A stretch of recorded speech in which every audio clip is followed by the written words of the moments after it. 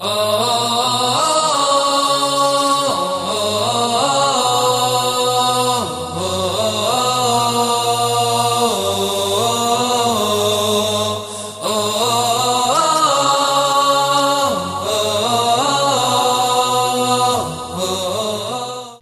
të nderuar, selam aleikum. Mirë se takohemi edhe sonte në emisionin ton të përbashkët duke kërkuar përgjigje. Edhe sot, si zakonisht tashmë ju e keni mësuar rrjedhën e këtij emisioni, do të trajtojmë pyetjet tuaja të cilat na i keni dërguar në pyetje@savizkasa.com. Pa humbur kohë ju prezantojmë të ftuarin tonë në studio. Hoxha, selam aleikum dhe mirëserdhje. Aleikum selam, mirësevgje. Po fillojmë me pyetjen e parë që sonte na vije nga Prizreni. Thotë Ramazanin e kaluar isha me fëmijën në xhi dhe nuk kam mundur të agjëroj, por as kompenzimin me agjërim nuk e kam përfunduar për shkak se ende kam fëmijën në xhi dhe kam mundësi që edhe në Ramazanin që po vjen të jem kështu. Si duhet ta kompenzoj agjërimin pasi po më bëhen 2 Ramazana pa agjëru, ndërsa momentalisht nuk kam mundësi të ushqej të varfrit, pra nuk kam mundësi të bëj kompenzimin në këtë formë, më këshilloni ju lutem. Bismillahirrahmanirrahim. Alhamdulillahi rabbil alamin wal aqibatu lil muttaqin wala udwana illa ala adh-dhalimin wassalatu wassalamu ala rasulina Muhammad wa ala alihi wa sahbihi ajma'in. Fillimisht Allahun e lartësuar lavdërojmë, i çojmë salavat dhe selame pejgamberit të tij Muhammedit sallallahu alaihi wasallam, familjes së tij, shokëve të tij dhe të gjithë atyre besimtarëve muslimanë që pasojnë rrugën e tij deri në ditën e gjykimit. Në lidhje me kompenzimin e agjërimit për shtatzënat apo ato gratë, ato femrat të cilat i kanë foshnjët e tyre në xhi, themi se ka trajtime tek ulemat se vallë a duhet ata të kompenzojnë, do thot agjërimin me agjërim,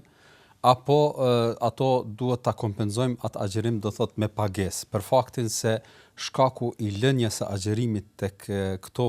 femra nuk është si rezultat i smundjes, ashtu siç ka ardhur në ajetin kuranor,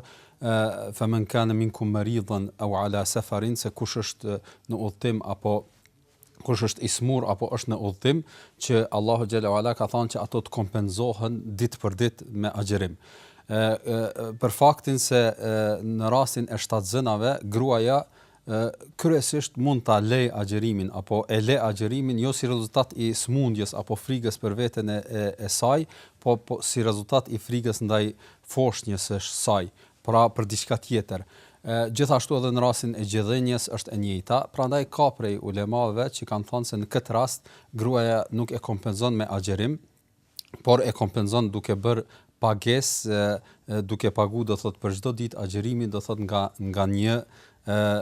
shujt. Sidoqoftë, do thot kjo është një përzgjedhje e disa dietarëve që bazohen në një thënie të Abdullah ibn Abbasit, i cili ka thënë se kjo dispozit, do thot, është e vlefshme për ato femra që e kanë këtë rrethan. Mirë, po shumica ulemave, madje edhe në të gjitha medhhebet janë të mendimit se edhe në këtë rast gruaja agjeron sikurse në raste tjera, sikur në rastin e smundjes. Prandaj pa u futur në elaborime të cilat i bëjnë ulemat nëpër librat e tyre, themi se në rastin konkret, nëse kjo grua nuk ka mundësi të agjeroj ato ditë të mbetura të Ramazanit të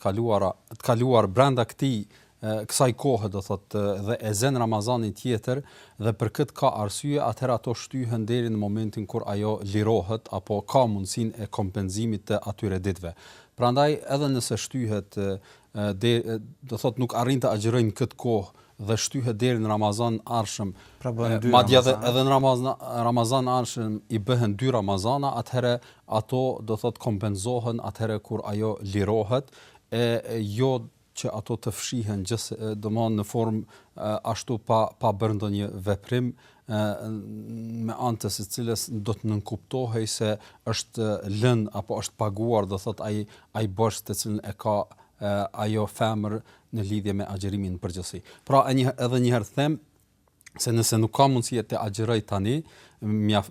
i lën ata për kohën kur ajo lirohet dhe është në gjendje të agjëroj, atëherë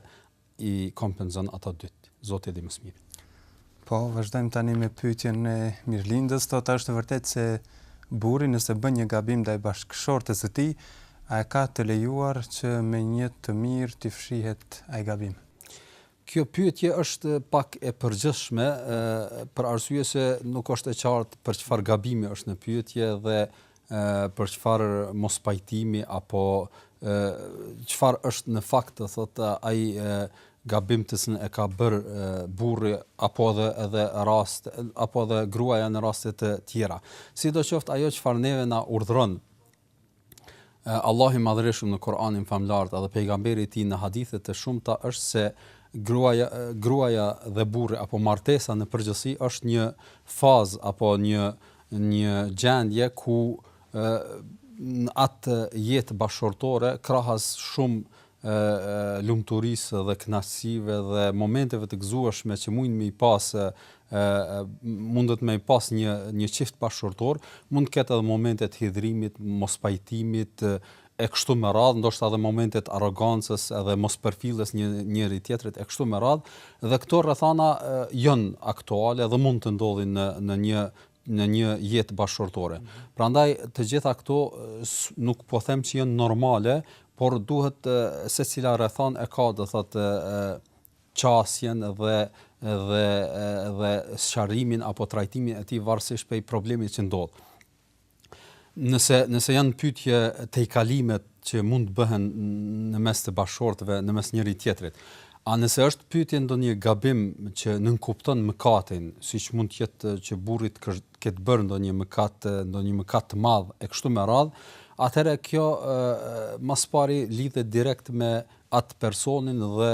Allahun e Madhërisëm në lidhje me atë mëkat, dhe nga ai bashkëshort kërkohet që ai të pendohet nëse ka bërë ndonjë vepër të keqe, dhe pas atij pendimi nëse ai e ka bërë, do thotë, pendimin me sinqeritet dhe është i vendosur që mos të kthehet më në atë mëkatin e paraprakë që e ka vepruar, atëherë përderisa Allah i Madhërisëm e fal dhe ka thënë që të tillët falen, atëherë edhe bashkëshortja do të ishte e drejtë ta falte, nëse e kupton edhe ajo se ai pendim është bërë me sinqeritet dhe me një vendosmëri se nuk do ta përsëris bashkëshorti me atë gjë të keqe. Zoti di më së miri. Po,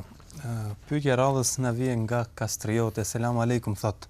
Desha të di më hollësisht se pse është i ndaluar klonimi i qenjeve njerëzore në Islam. Vërtet kjo pyetje është pak e përgjithshme, por në të njëjtin kohë edhe është një pyetje mjaft e madhe për të dhënë përgjigje në një emision sikurse që është natyra e këtyre emisioneve. Sidoqoftë unë do të mundohem të jap një rezume gjithë asaj se si është qasja apo qëndrimi i jurisprudencës islame në karshi klonimit, që është një fenomen apo një veprim që ka të bëjë me aktualitetet apo me risit bashkohore në përgjithësi. Fillimisht neve duhet ta kuptojmë se Islami apo Allah i Madhërisëm e ka ngrit njeriu si qenje, si krijesë nga të gjitha krijesat tjera në këtë sipërfaqe të tokës.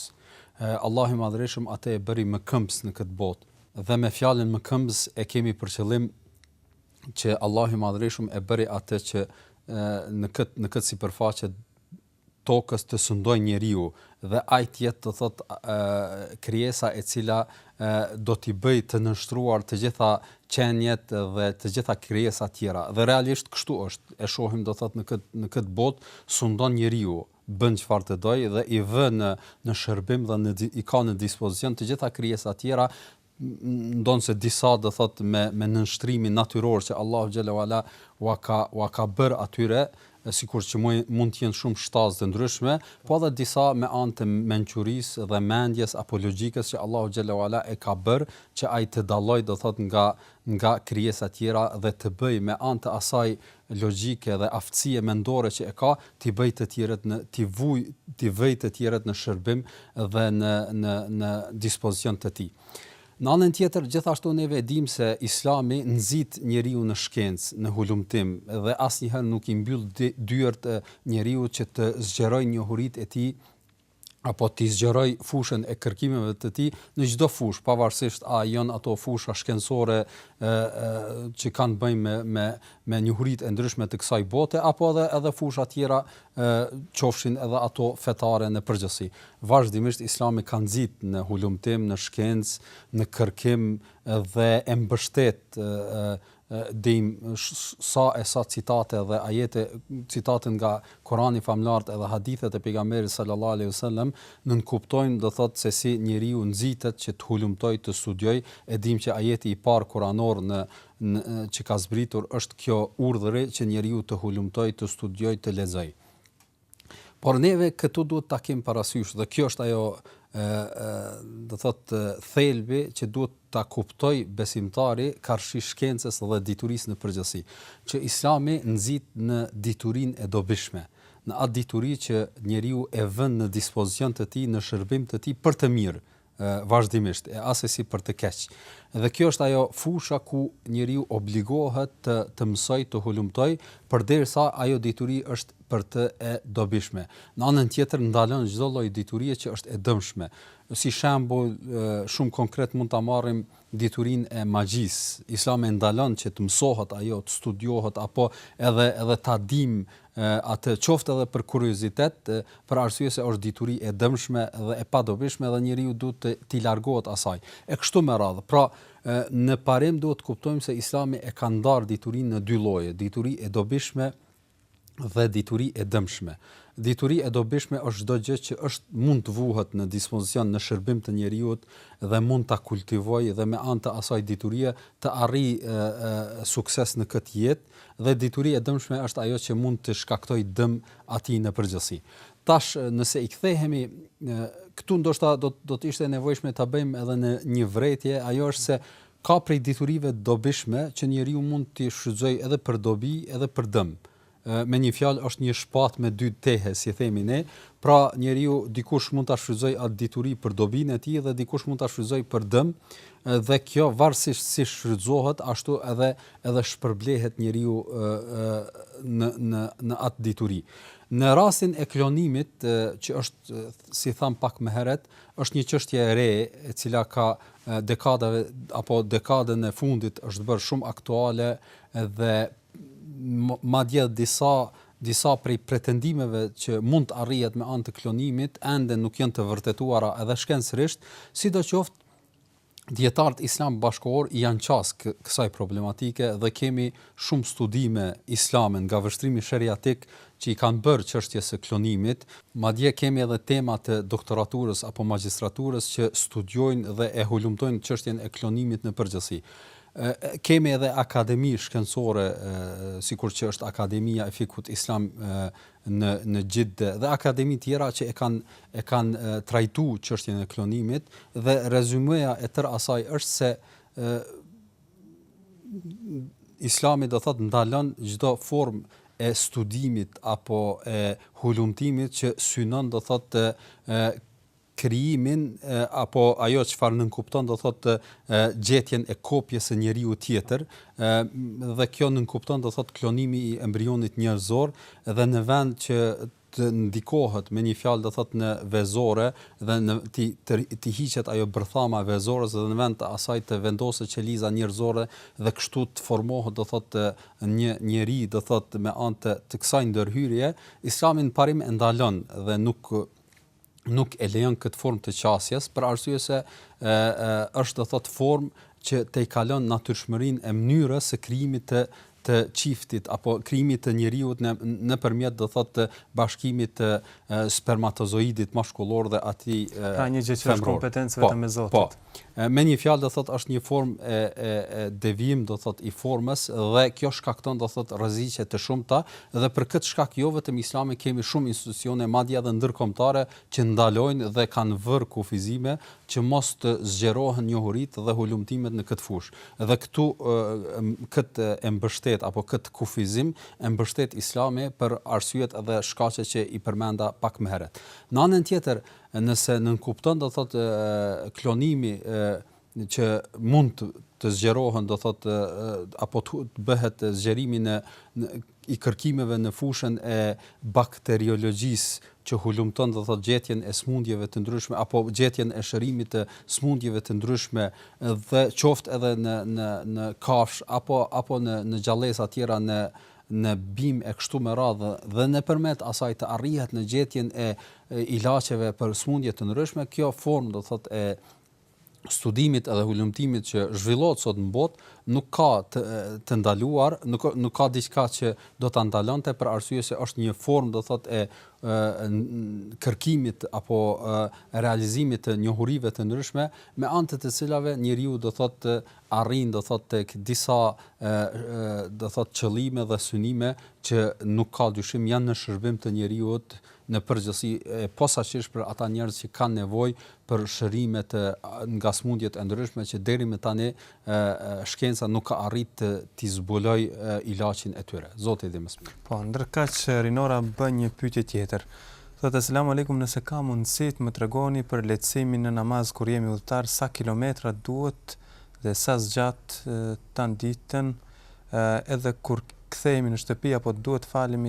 ta falim pra të tërë namazin. Për sa i përket namazit të udhëtarit, themi se Islami në çdo dispozitë ka lehtësime. Ashtu siç thot edhe Allahu i Madhërisht në Kur'anin famlar se Zoti i Plotfuqishëm nuk e ngarkon njeriu me më shumë se që mund ta përballoj ai. Prandaj edhe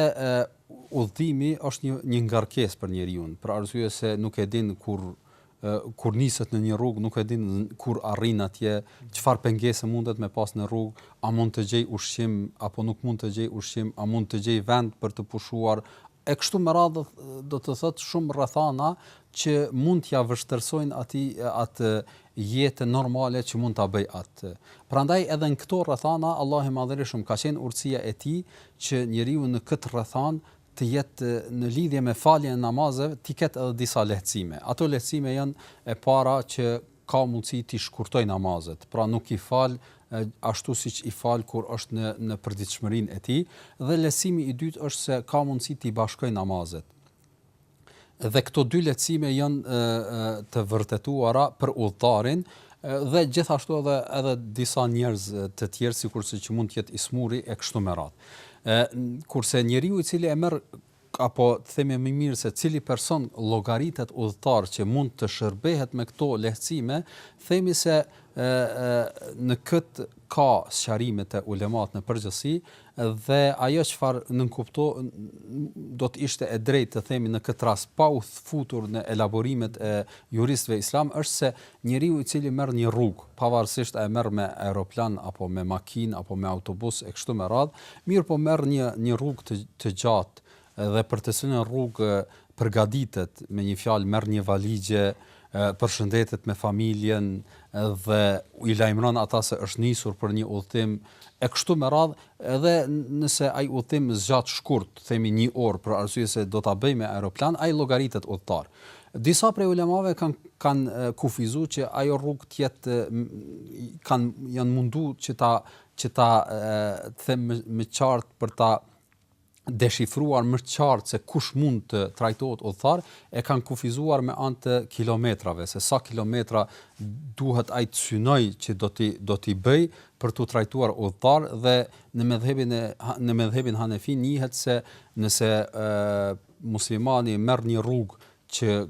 është e gjatë më shumë se 80 kilometra, atëherë ai ka të drejtë shkurtimin e namazit. Kurse disa prej ulemave kanë thënë më shumë, deri në 120 kilometra, disa të tjerë më pak e kështu me radhë, dhe ka një grup prej ulemave që kanë thënë nuk është e drejtë të kufizohemi me kilometrazh, për arsye se kjo dallon prej rrethanave edhe dallon prej situatës në situatë. Prandaj e drejta në këtë është, përderisa nuk kemi ndonjë citat të qartë nga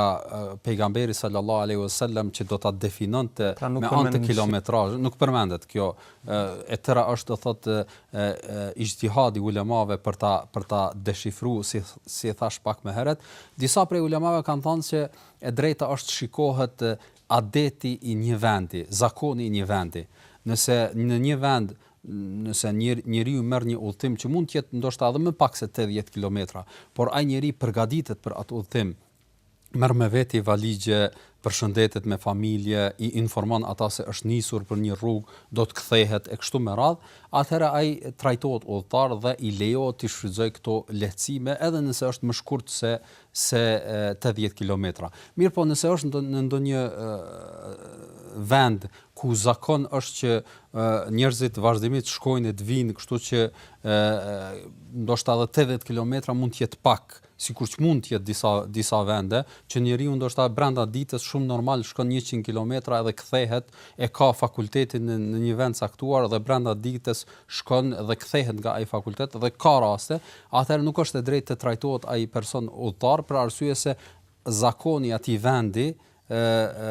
nuk e trajton atë udhëtim që e bën, edhe nëse është përmi 80 kilometra, nuk e trajton se është udhëtim, prandaj ai nuk i shkurton namazet, mirë po i fal me kohë. Dhe ndoshta kjo do të ishte e drejtë për arsye se Islami është një fe që vlen për gjitha kohët dhe për të gjitha rrethanat dhe kufizimi i kilometrazhit apo kufizimi i hapësirës se sa duhet ai të udhtoj për të qenë për tu trajtuar udhëtar, do të ishte një lloj kufizimi që ndoshta për disa rrethana mund të vlente për një vend e nuk do të vlente ai kufizim për vend tjetër. Sidoqoftë tek ne më e njohur është definimi do thotë në 80 kilometra dhe duke pasur parasysh edhe rrethanat dhe zakonin e vendit ton, atëherë mund të mirret për bazë dhe të themi se nëse njeriu merr një rrugë, të themi tash edhe më qartë që nuk kupton se ka më shku deri në Prizren apo ka më shku deri në Shkup e kështu me radhë udhimet të kësaj natyre, atëherë atij i lejohet të të shkurtoj namazin dhe ta bashkoj namazin, mirë po nëse udhimet janë prej një qyteti që në një qytet tjetër që është afër, sikur që mund të jetë prej Prishtinë deri në Podijev apo prej Prishtinë deri në Mitrovic, apo edhe prej një fshati në një fshat tjetër e kështu me radhë, atëherë këto forma të udhimit nuk është e drejtë të trajtohen si udhime për arsye se njeriu i merr këto ndoshta edhe pa informuar familjen, pa u përgatitur vet, pa shikuar kerrin, makinën me cilën udhton se a ka nevojë të a është në gjendje të rregullt e kështu me radhë, atëherë nuk është e drejtë që këto udhime të trajtohen si udhime që lejohet do thotë të shkurtohet namazi. Kurse ajo se si duhet veprohet gjatë kohës së udhimit, ashtu siç kërkohet në këtë pyetje, themi se nëse njeriu fillon udhimin dhe i tham pak më herët i lejohen 2 lehtësime. Lehtësimi i parë është shkurtimi i namazit. Themi se namazin e drekës e shkurton në 2 rekate. 4 rekate falen farz, ai i shkurton në 2 rekate. Namazin i kindis njëjtë, i fal do thot 2 rekate, nuk i fal 4 farzin. Gjithashtu kurse namazin akşamin i fal 3, nuk shkurtohet, për arsye se është tek dhe ashtu duhet mbetet. Namazi i yatsis shkurtohet në 2 rekate, farzi është fjala, nga 4 shkurtohet në 2. Kurse namazi sabat falet njëjtë do thot 2 rekate. Kurse sunetet gjithashtu i lejohet t'i lën dhe mos t'i fal, madje ka prej ulemave që kanë thënë më e drejtë ai është që ai mos t'i fal sunetet e rregullta përderisa është udhtim. Dhe ky është lehtësimi i parë. Lehtësimi i dytë është që atij i lejohet që namazin e drekës edhe i kindis ta bashkoj, ta fal atë në një kohë, qoftë në kohën e namazit të drekës, qoftë në kohën e namazit të ikindis. Me një fjalë, nëse ai ka fillu udhtimin në ora dhe ka hy namazi i drekës, është bër ora 1 dhe e din që themi koha akşamit do të jetë në ora 8 apo në ora 7, atëherë prej orës 1 deri në ora 6 apo pak para akşamit e ka tërë atë kohë, do thot prej 5-6 orëve, e ka kohë kur ai mund ta fal drekën edhe ikindin së bashku. Mund ta fal në fillim të drekës apo në mes apo ta lej të kaloj koha e drekës në kohën e ikindis ta fal drekën edhe ikindin së bashku e kështu me radhë, dhe ky është lehtësim. E njëjta vlen edhe për namazin e akşamit edhe yatsis, ka të drejtë me bashku prej momentit që hyn namazi i akşamit deri në momentin kur i del koha e namazit yatsis, në tërë atë kohë i lejohet ta fal namazin e akşamit edhe yatsis së bashku, duke i shkurtuar yatsin, kurse akşamin jo, dhe në atë formë i fal vetëm farzin dhe vazhdon udhimin. Dhe këto janë ato lehtësime që i lejohet me i fal, e jo ndoshta siç mendojnë disa prej muslimanëve që njeriu kur të merr udhimin mos të falet fare, dhe kur të vjen në shtëpi ti fal ato kaza një pas një. Kjo nuk është e drejtë të veprohet, për arsye se nuk ka qenë dhe kët nuk e ka thënë askush nga ulemat fukahat e njohur në përgjithësi, por fatkeqësisht disa njerëz që nuk i dinë mësimet islame ashtu siç duhet, pretendojnë apo mendojnë se kjo është një formë që mund njeriu t'i fal namazet pas kohe, përderisa ai është në udhtim dhe nuk ka mundësi apo nuk ka mundësi të fal me rregull kohët. I vetmi apo lehtësimet e vetme të cilat janë të parapara për namazin për udhëtarin janë këto të cilat i përmenda, edhe një herë po them, shkurtimi i namazeve dhe bashkimi i tyre ashtu siç në formën apo mënyrën siç e sqarova pak më herët. Zoti. Ndërsa tani Hoxh preferoj të bëjmë një pauzë. Ndërsa ju të nderuar miq, vazhdoni të qëndroni me ne, kthehemi pas pak.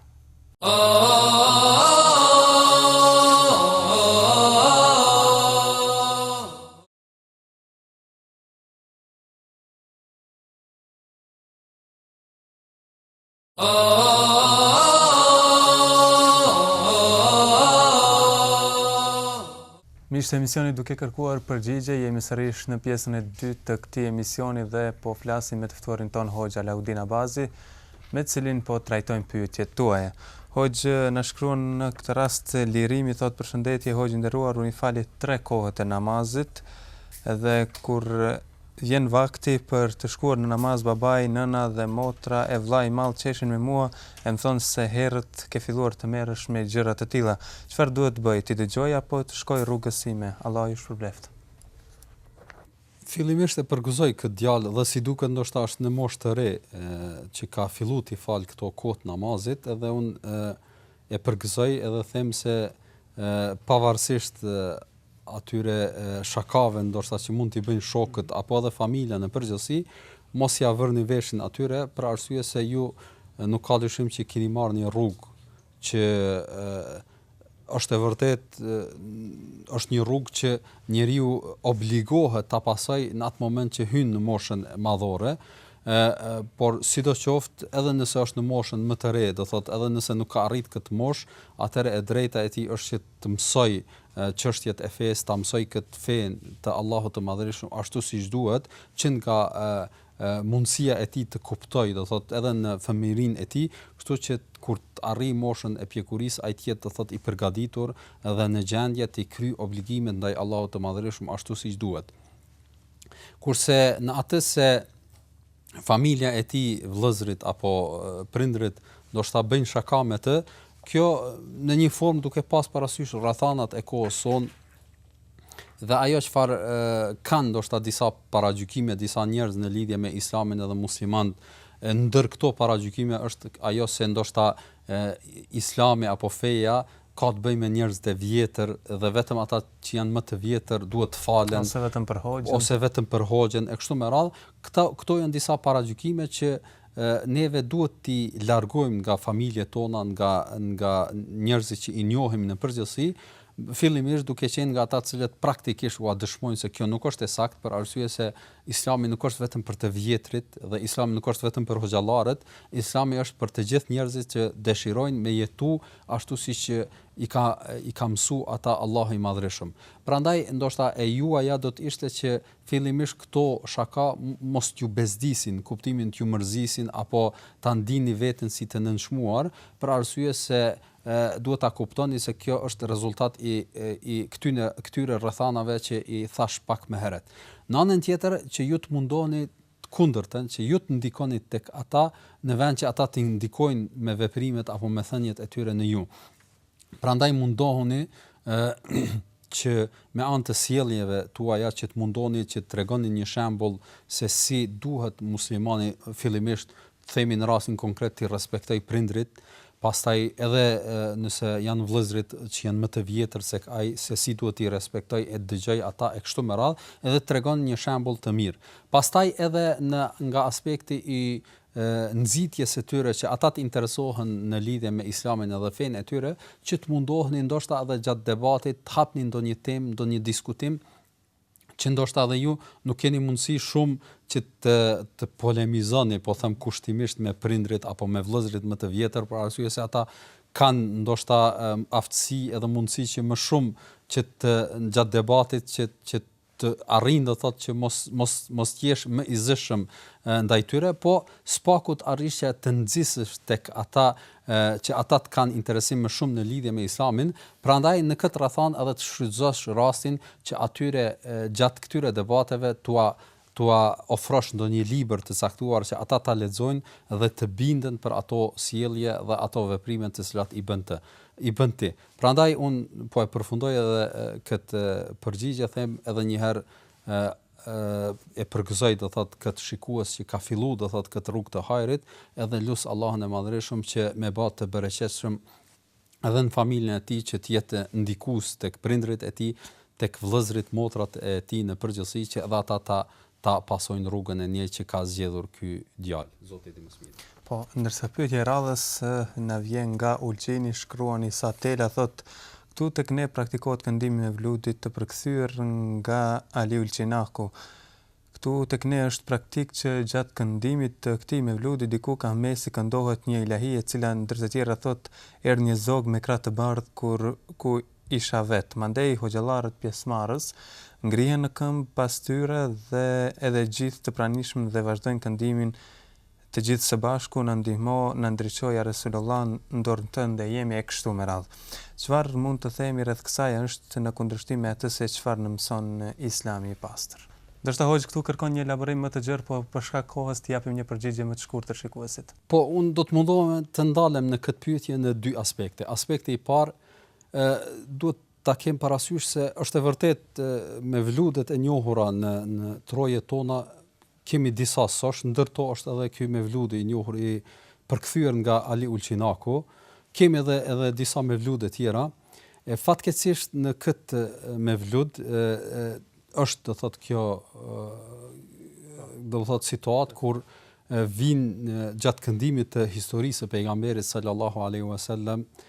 kur vinë tek një vend lexohen disa vargje, ashtu siç përmendet në këtë pyetje, dhe disa hoxhallar apo hoxhallarët e prezant së bashku me xhamatin ngrihen dhe i bëjnë disa veprime që nga aspekti islam nuk janë të vërtetuara dhe nuk është e drejtë të veprohet në atë formë. Pretendimi atyre ashtu siç ndoshta edhe ata vet hoxhallar apo edhe ata vet pjesëmarrës aty që i bëjnë nuk i kanë parasysh këtë që do ta them, mirë po nëse e shikojmë esencën se pse bëhet ai veprim, atëherë e shohim se ky është rezultat i një botkuptimi apo mendimi sufist do thot filozofik, që ka disa pretendime tek disa grupacione sektare islame që pretendojnë se pejgamberi sallallahu alaihi wasallam nuk ka vdekur. Ai është i gjallë në varrin e tij, ushqehet sikurse që është ushqyer në këtë jetë. Prandaj pretendojnë se ngrihen në këmbë, se ai prezanton me shpirtin e tij dhe i luten atij. Dhe kjo ka dy të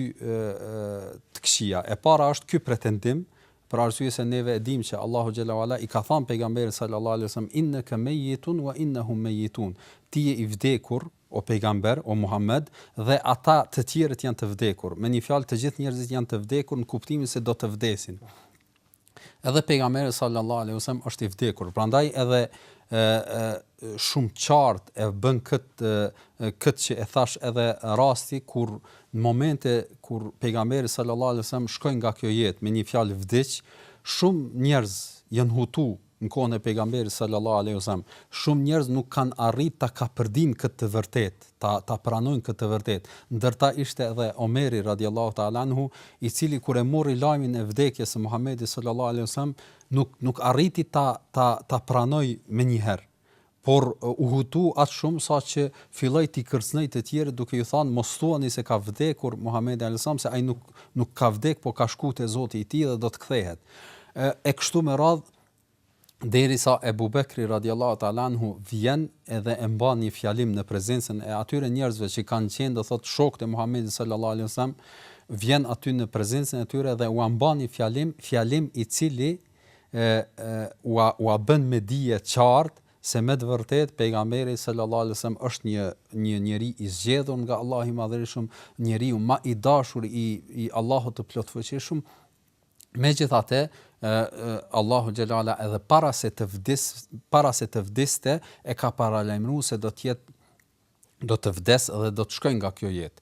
Dhe prandaj edhe Abu Bekri radiallahu ta'ala anhu ngjitet në hutbe dhe e mban një fjalim edhe që rezumeja e tërë asaj është se thot o musliman, thot nëse dikush prej juve deri më tani e ka madhru pejgamberin alayhis Muhammedin sallallahu alaihi wasallam dhe e ka adhuru atë në kuptimin do thot ka respektuar çdo veprim të tij dhe e ka ngrit aq lart, atëherë thot le ta di se Muhamedi alayhis salam ka vdekur edhe ka shkuar nga kjo botë. Mirë po nëse dikush nga ju e ka madhru dhe e ka bë ibadet, e ka adhuru Allahun e Madhërisht, atëherë le ta di se Allahu është një, nuk vdes kurrë, do thot ai është i gjallë dhe nuk vdes kurrë. Dhe me këtë pas kësaj pason e lexon një ajet nga Allahu i Madhërisht, wa ma Muhammedun illa rasul, ajeti afa immata aw qutila inqalabtum, ku Allahu xhela wala po bën një vrejtje muslimanëve në përgjithësi,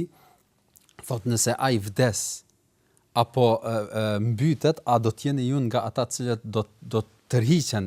nga rruga në cilën ai ka thirr. Dhe pas këtij ajeti që u lexon Ebu Bekri radhiyallahu ta'ala anhu, sahabëve në përgjithësi e kuptojnë realitetin e vdekjes së Muhamedit sallallahu alaihi wasallam, edhe e pranojnë këtë realitet. Dhe neve muslimanët, posaçërisht muslimanët ehli sunnet dhe xhamati, janë të gjithë të bindur dhe e besojnë se Muhamedi alaihi salam ka vdekur dhe ka shkuar nga kjo jetë edhe nuk është i gjallë sikurse çka qenë më herët. Ajo që mbetet pra ta pasojmë rrugën e tij. Edhe ajo që na mbetet neve pasimi rrugës së tij. E fatkeqësisht disa botkuptime sufiste kanë një tendencë të pabazuar që kuptohet që pretendojnë se Muhamedi alayhis salam është i gjallë dhe në ato momente kur lexohen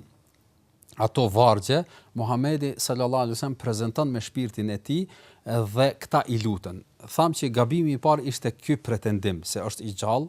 dhe ky bie dhe nuk duhet besimtari ta besojë këtë nëse pretendon se është pasuesi Muhamedi sallallahu alaihi wasallam. Gabimi i dytë qëndron në faktin se ata në vend që ta lusin Allahun e Madhërisht për shpëtim dhe për të gjitha të mirat, ata i lutën kujt? Muhamedit sallallahu alaihi wasallam. Dhe kjo formë e lutjes kuptohet qartë se nuk është e lejuar dhe nuk duhet muslimani ta aplikojë në asnjë rast të thotë me det o pejgamber ose më ndihmo o Muhammed ose më shpëto o Muhammed o i dërguar i Allahut më bëj shefat e kështu me radhë. Kjo formë e të drejtuarit të lutjeve Muhamedit sallallahu alaihi wasallam nuk është e lejuar në asnjë formë, në asnjë rrethon për besimtarin. Dhe këto janë ato dy gabime që shkaktohen gjatë ngritjes në këmbë dhe këtyre lutjeve që mund t'i thënë hoxhallar. Prandaj edhe për këtë shkak them fatmirësisht në shumë vende, posaçërisht në Kosovë, po edhe në përgjithësi e shohim se hoxhallarët, Allahu i shpërbleft, në për ato vende ku këndohet me vludi kanë largu këto vargje. Dhe neve shohim posaçërisht ndoshta ata muslimanë të cilët prezantojnë për mevludet në për rajonin e Kosovës, po edhe në Shkup apo në për vende tjera e shohin se nuk ka ndonjë rrethan apo ndonjë situatë ku njerëzit ngriten në këmbë dhe i bëjnë këto veprime për arsye se e kanë kuptuar xhallar dëmin e kësaj dhe kanë largu këtë praktikë dhe nuk praktikohet kjo. Dhe kjo është një gjë për t'u lavdëruar edhe është një gjë e mirë dhe është një pozitivitet që nuk ka dyshim që duhet përmendet. Pra kjo është domthonë aspekti i parë, aspekti i atij veprimi. Aspekti i dytë, çështja e këndimit të mevludit si këndim, themi se është një them kushtimisht tash edhe tek ne është një debat mjaft i gjerë që shpesh ndoshta edhe te i kalon edhe natyrën e debatit dhe është thjesht të thotë një ndoshta edhe mund të jetë edhe një mejdan ku njerëzit shkëmbejnë akuza të ndërsjella rreth asaj se ata të cilët e lejojnë kanë synime materiale, me një fjalë disa hoxhallar po them kushtimisht synojnë do thotë të përfitojnë nga ky veprim materialisht, ose ata të cilët nuk e lejojnë akuzat që këta që i lejojnë akuzat që u thojnë atyre se ju jeni kundër vlerësimit të vlerave dhe tradicës islame në trojet tona, ose jeni kundër respektimit të pejgamberit Muhamedit sallallahu alaihi wasallam e kështu me radhë, dhe ky është ai debat, ai nivel i debatit që nuk do duhej të bëhej në mesin e muslimanëve asesi. Kurse debati që është mbi këtë, do thot duke anashkalu akuzat e ndërsjella e kështu me radh, mirë po duke u përqendruar në çështjen e aspektit shkencor dhe çështjen e argumentimit duke u bazuar do thot në argumente të qarta, atëherë kjo formë e debatit unë mendoj se gjithmonë është e sukses, do thot duhet të jemi për të dhe asnjëherë nuk duhet do thot jemi kundër kësaj forme do thot të debatit edhe polemikës, posaçërisht mesin e hoxhallarëve. Për arsye se debati, këmbimi mendimeve, mos pajtimi, them, është do thot pjesë e kulturës edhe mësimeve islame në përgjithësi. Neve shohim edhe dietarët e mëhershëm, edhe imamët mes vete kanë pas mos pajtime, kanë pas debate, kanë pas trajtime të çështjeve dhe dikush ka thënë ka qenë pro një qendrimi, dikush kundër. Megjithatë, ky mos pajtim nuk ka shkaktuar që ata të kenë mes vete urrëtie, armiqësi apo akuza të ndërsjella. Prandaj neve duhet ta kuptojmë se në Islam mos pajtimi apo të them më mirë në Islam çdo mos pajtim nuk është edhe përçamje, nuk është edhe armiqësi, po mos pajtimi është edhe vlerë. Për arsye se ai mos pajtim shkakton që njerëzit hulumtojnë, që të krijohen do thotë edhe njerëzit të nxiten në hulumtimin e të vërtetës, në gjetjen e argumenteve e kështu me radhë dhe rezulton padyshim me një dobi që është do thotë u hin në dobi muslimanëve në përgjithësi. Prandaj themi edhe debati i cili ndodh në mesin e atyre se faktikisht ky debat ndoshta është prezant më shumë edhe në mesin e hoxhallarëve se a do duhet ta lejojmë vludin apo nuk do duhet ta lejojmë vludin, unë them që ky debat duhet bëhet brenda këtyre kornizave e asesi brenda kornizave që i përmenda pak më herët që nënkuptojnë akuza e kështu me radhë. E brenda këtyre kornizave nëse debatohet, diskutohet, shikohet historia e mevludit, shikohen fjalë që bëhen atë, shikohet se çfarë synohet me mevludin, në çfarë rrethana bëhet mevludi e kështu me radhë dhe këto vlerësohen nga aspekti islam se sa janë të mbështetura në jurisprudencën islame dhe në bazë të kësaj bëhet elaborimi i çështjes, atëherë unë mendoj se kjo formë do duhet ta bëjmë edhe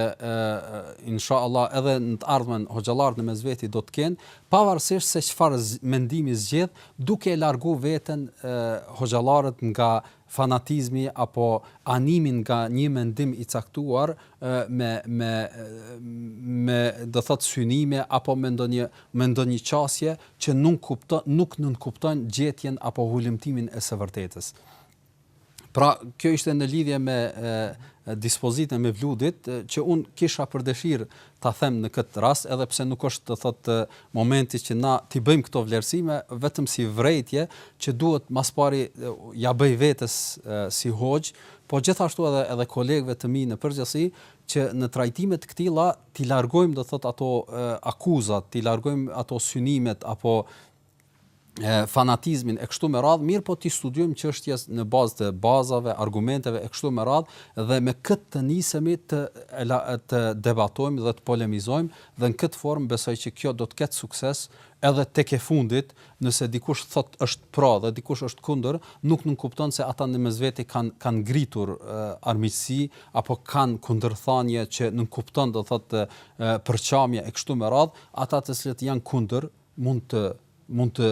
zhvillojnë aktivitetin fetar islam duke mos e fut me vludin në aktivitetet e tyre, ata që janë pro le të vazhdojnë do thotë me atë formën e davetit që ata nuk kuptojnë duke shfrytzuar me vludin, por gjithsesi mos të jenë synimi i tyre që ata të krijojnë militant për të realizuar synimet e tyre apo për ta mundur palën tjetër, për arsye se kështu nuk kanë vepruar asnjëherë dietarët ulema tanë të njohur, duke filluar edhe prej 4 imamëve që neve të gjithë muslimanët e ehlus sunetit pretendojmë dhe synojmë se i pasojmë ata. Zoti di më së miri. Po, ndërkaq vetoni thotë çfarë lejohet një mashkull dhe një femre pasi ata janë të fejuar. Nëse një mashkull edhe një femër kanë lidh fejes me një fjalë ka marrë në islam fejesa në kupton definicioni i fejesës apo përkufizimi i fejesës është al-wa'du bi-zawaj, do thotë kur familja e femrës me një fjalë prindi i femrës i premton apo i jep fjalë familjes apo burrit mashkullit që don me feju apo me martu çikën e tij, i jep do thot premtim se un do ta jap çikën, do thot për gru. Dhe kjo është nën kupton fejes në jurisprudencën islame. Nëse është realizuar kjo, atëherë e tëra çfarë lejohet është këmbimi i dhuratave të ndërsjella, marrëveshje që i paraprin martesës, sikur që është marrëveshja e mehrit, pastaj marrëveshja e gjërave që do të dëshironte gruaja t'i blihen asaj si dhurat, apo marrëveshja për çështjen e banimit, e kështu me radhë disa marrëveshje që ndoshta edhe në disa rrethana kërkojnë edhe takime të ndërsjella, por takime që duhet të bëhen brenda kornizave apo duke mos qenë, do thotë duke mos të i kalu që ato gruaja, femra edhe mashkulli të vetmohen apo këmbejnë fjalë dashurie apo fjalë do thotë që nuk kuptojnë afrimin ndaj njëri tjetrit e kështu me radhë, dhe kjo e tëra kur jemi do thotë në rrethanën e fejesës. Nëse ka tejkalu kjo rrethanë edhe është bërë akti kurorës, me një fjalë edhe pse mashkulli nuk e ka thënë gruan në shtëpinë e tij, por kanë shku te hoxha dhe me prezencën e përgjegjësit të vajzës, me prezencën e dëshmitarëve është caktuar mehri dhe është bërë akti kurorës në aspekt zyrtarisht, atëherë kjo është një fazë tjetër që nuk është me fejes, po është martesë, po është një martesë e cila ende nuk ka përfunduar me bashkimin apo me shkuarjen e vajzës në familjen e burrit. Prandaj unë në këtë rast i kisha këshillu ata 3 dhe 3 që janë në fazën e fejesës dhe dëshirojnë që të jenë pak më të lirë me të fejuarit e tyre, që mos ta bëjnë këtë përderisa nuk është zyrtarizu ky bashkim dhe nuk është realizu së paku kjo formë, do thotë, e aktit të kurorës me prezencën e përgjegjësit të femrës. Pas kësaj, nëse ata edhe vetmohen apo dalin së bashku në një vend e kështu me radhë, ose edhe me anë të telefonit apo mesazheve mund të shkëmbejnë ndonjë fjalë që nuk kupton afrim dhe dashuri të ndërsjell, atëherë nuk ka gjë të keqe. Zoti i mëshirë. Po, vazhdojmë, kalojmë tek pyetja e Ridvanit, thotë hoxha, jam shumë vezveseli, si me largu këtë tëmet?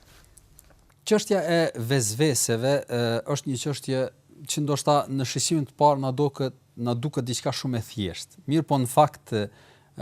vetëm ata njerëz që ballafaqohen me këtë problem, apo dhe ata njerëz hoxhallar që kanë vazhdimisht kontakte me njerëz të tillë që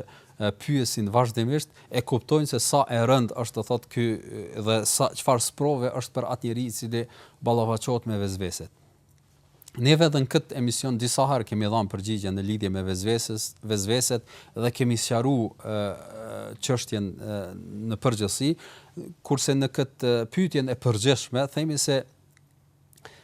vezvesja nuk është gjithmonë e njëjtë, apo nuk është një fazë tek të gjithë njerëzit. Tek disa mund të jenë vezveset shumë thjeshta, mund të jetë gjatë marrjes së abdesit, kur ta përfundon abdesit, ti shkaktohet një vezvese, vallë, ai ka pastruar këmbët, ai ka pastruar këmbën mirë apo jo, e kështu me radhë. Këto vezvese janë, do thotë, në një fazë shumë e thjeshtë që njeriu me një vetëdijsim dhe me një qasje pak më të denjë me veten e tij mund ta largojë shumë lehtë. Gjithashtu edhe duke u mbështet në disa porositë të pejgamberit sallallahu alaihi wasallam, ndër ato është që el yaqin la yazulu bi shak, që njeriu domethënë ajo gjëja e saktë e vërtet nuk mund të anulohet me një dyshim që mund të shkaktohet në mendjen e njeriu, dhe ky është parim thelbësor në jurisprudencën islame, që nëse njeriu ka marr abdes dhe ka përfunduar abdesin si duhet, dhe pas një kohe i vjen vezvese, valla e ka pastruar këmbën mirë apo jo, e kështu me radhë, atëherë ajo vezvese largohet, ai dyshim nuk mirret për bazë fare, lihet anash, dhe njeriu me një qasje pak të denjë me veten e tij e largon kët. Mirë, po nëse vezvesja është në një fazë pak më të thellë, që në gjuhën arabe quhet al-waswas al-qahri, që është domosdoshmë një vezvese pak më e thellë, më e mundimshme, është kur njeriu ndoshta edhe në atë moment duke marr abdes e ka vezvesen se nuk e ka pastruar dhe brenda një momenti e pastron dorën ndoshta 10 herë dhe ende ka vezvese, apo edhe në çështjen e prishjes së abdesit e kështu me radhë. Këto rrethana mund të jetë edhe situatë psiqike, që njeriu të ketë problem do thot psiqik, po mund të jetë edhe një vezvese e shejtanit që arrin nëpërmjet këtyre mundimeve që ta devijojë njeriu nga një kryerje e një adhurimi ashtu siç duhet në një preokupim që ta devijojë do thot në ta shijojë ëmbëlsirën e kryerjes së atij adhurimi. Këtyre njerëzve ajo çfarë mund t'u preferohet në formë të përgjithshme është që vazhdimisht të lexojnë lutjet e mëngjesit, lutjet e mbrëmjes, lutjet para xhumit dhe vazhdimisht të jenë në përkujtimin e Zotit Madhërisëm dhe të mbështeten atij dhe vazhdimisht ja bëjnë me vetes me dije se Allahu xhelalu ala nuk e ngarkon njeriu me diçka më shumë se çka mundësi ta përballoj. Edhe nëse njeriu në një rrethan, në një situatë e mendon se nuk e ka bërë si duhet dhe e ka vezvese mundim, atëherë le të dorëzohet Allahu xhelalu ala dhe i kërkoj falje Zotit, nëse ka lënë ndonjë neglizhencë, edhe të jetë i bindur se Allahu xhelalu ala e fal atë, edhe pse ka nëse në një formë do thot ka lënë diçka jo si duhet, e në anën tjetër nëse ajo ka qenë vetëm vezvese, atëherë ajo do thot te kalohet, do thot për arsye se do thot nuk e mundon veten duke ju kthy vazhdimisht atij problemi. Pra edhe një herë them, mjafton për të që të mbështetet Zotit Madhërisëm, vazhdimisht i lexoj lutjet e mëngjesit, mbrëmjes, lutjet e ndryshme në momente të caktuara, pastaj edhe ti dorëzohet Zotit Madhërisëm edhe ta kuptoj se Allahu xhelalu ala nuk e ngarkon atë më shumë se çka mundësi me përballu, ai le të mundohet deri në atë mos ti çoj në vend obligimet e Zotit Madhërisëm edhe ato veprime me të cilat është obliguar, e nëse ka ndonjë neglizhencë, atëherë Allahu xhelalu ala është falës dhe mëshirues. Hoxhë, faleminderit që ishit në emisionin e sotëm me shikuesit tanë. Edhe unë ju falenderoj për ftesën. Miq të nderuar, kaq ishte për sot, kanë mbetur edhe disa pyetje pa u trajtuar, por shpresojmë që javën tjetër do t'i trajtojmë sepse kaq kishim minuta pra të kufizuara për këtë emision. Mirëmbëjtje dhe miru takofshim javën që vjen. Selamun alejkum.